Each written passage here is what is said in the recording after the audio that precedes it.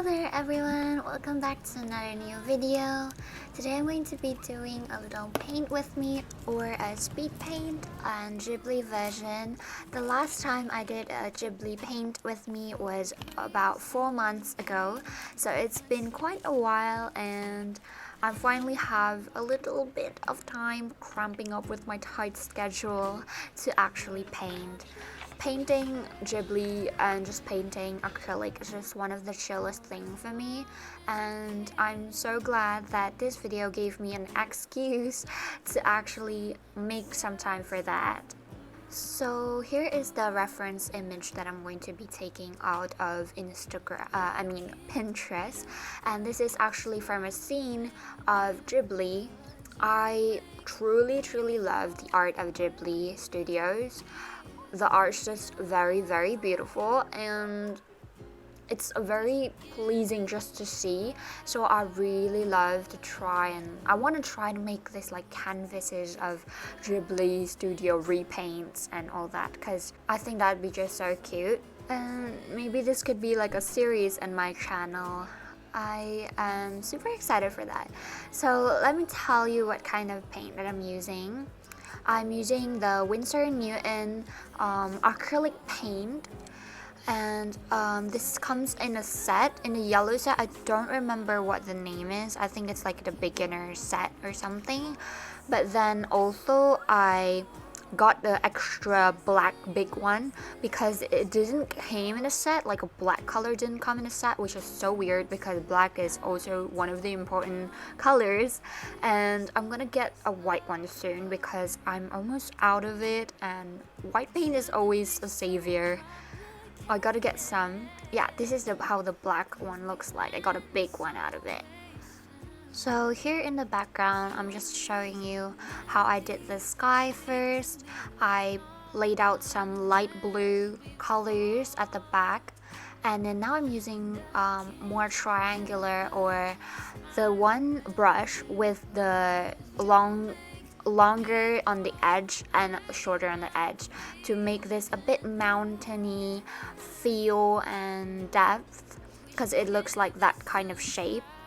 And it's actually my first time using this brush, and I actually really like it because it makes it way easier rather than round brush to get this kind of texture and brush strokes.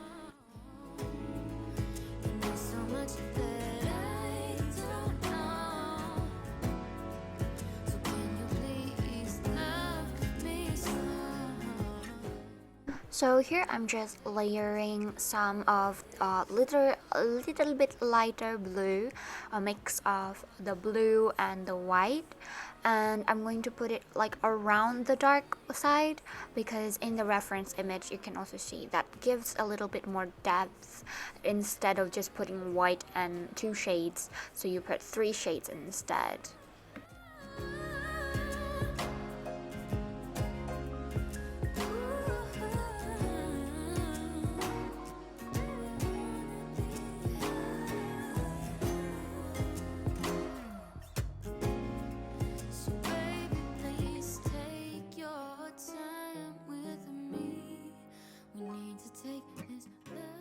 And then notice how I actually follow the way the mountain is shaped.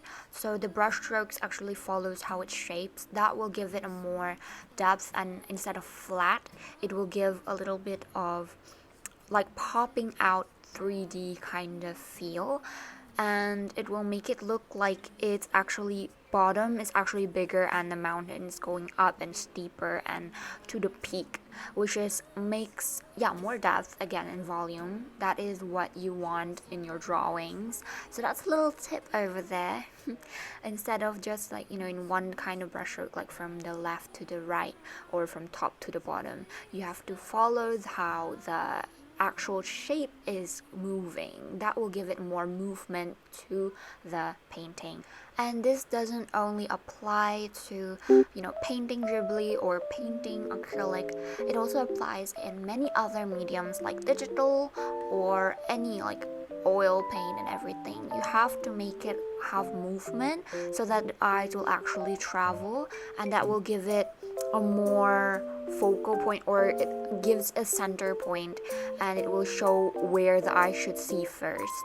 And yeah, that makes your art more interesting rather than, a flatter one. And how I blend is I either take like the dark color and the light color and I just like mush them together, and or take a little bit more paint and then just use the brush or clean brush to actually downstroke or side stroke, and that kind of blends it, especially acrylic. I love acrylic. It's just one of the easiest mediums to use and try out there. So I do recommend, if you're trying out paint, I think acrylic could be really good for you. It will be much more enjoyable, because other paints like gouache, watercolors, oil, I've never really tried oil, so I can't really talk about it. But yeah, paint like watercolor and gouache, which I've tried before, I would say that it's way harder and you need to know the techniques. But acrylic, just dump it in. So here I'm going to do the clouds next, beside the mountains, and I'm just using a little bit more like blue tint shades or dark blue shades, which is also quite similar to the mountain ones, because I didn't want to waste the paint, so I'm using it a bit and I'm just gonna blend it just like my previous video on the cloud Ghibli paint. It's same technique, however it is not as satisfying as that. And I'm starting with the land.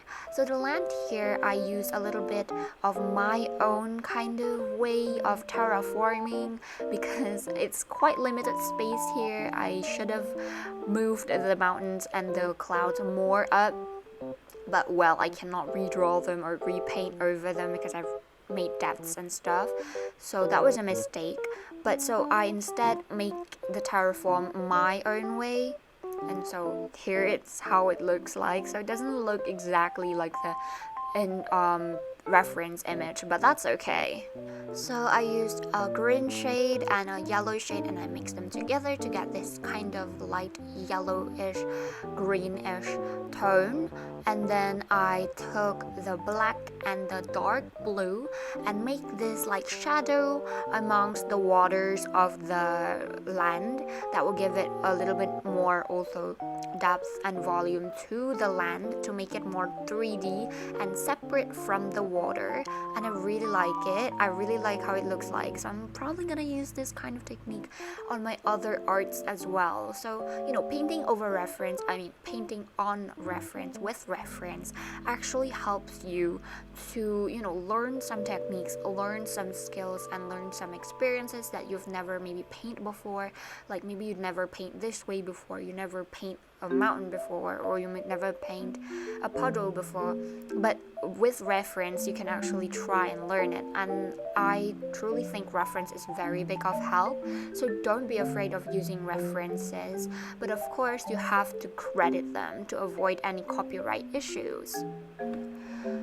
So here I'm using a dark green to make a little bit of the grasses, to make it more depth, and then some of the stems of the flowers as well. And I'm going to use a little bit of different shades of the normal or the base of the land to give it also more like shrubs or a more volume onto the land, to make it like maybe a little bit of hills over here and there, and a little bit of just different kind of colors of grass, and that will give it more diversity and more like feel to your painting as well. And this is because of the reference as well, but I use different colors from the reference, like the shades of green, but I also followed the color of the flowers with the reference. However, I just place them however I want them to be.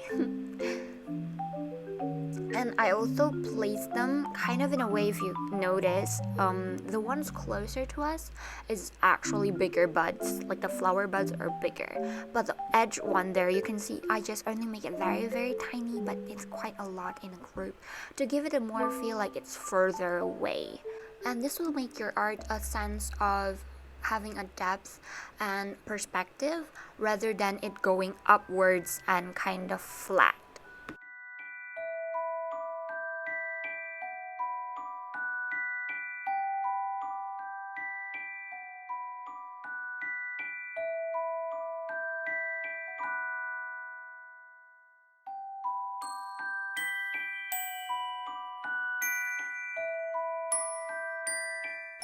So I'm doing the final touch-ups, like putting different colors of flowers, purples, and then pink, darker, different kind of shades of pink, and just put them everywhere. And I'm going to be putting white as well later on. And this makes the land feel more flowery friendly, more flower buds, and makes it more happy. And I love seeing the colors just spread around all like that.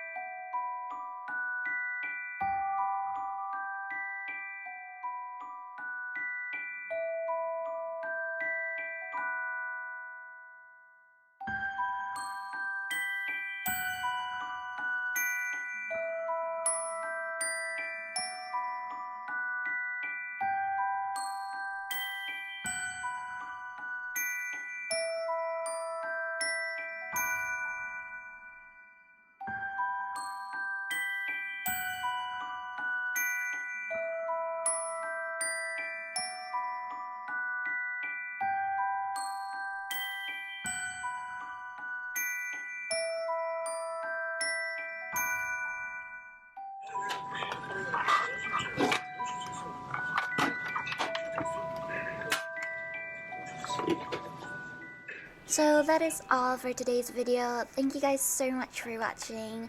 I truly hope you liked a little bit of the tutorial kind of feel and make your own kind of painting, and I would love to see them if you maybe like send me in a DM, or maybe you just put it in your story and tag me on my Instagram at xuanjournals, and I'd love to see your try on it, or any kind of Ghibli paint, to be honest. Thank you guys so much for watching. Hope to see you in my next video. Thank you guys so much. A like and a subscribe will be greatly helpful for me, and a comment as well. Thank you guys. I'll see you in my next video. Bye!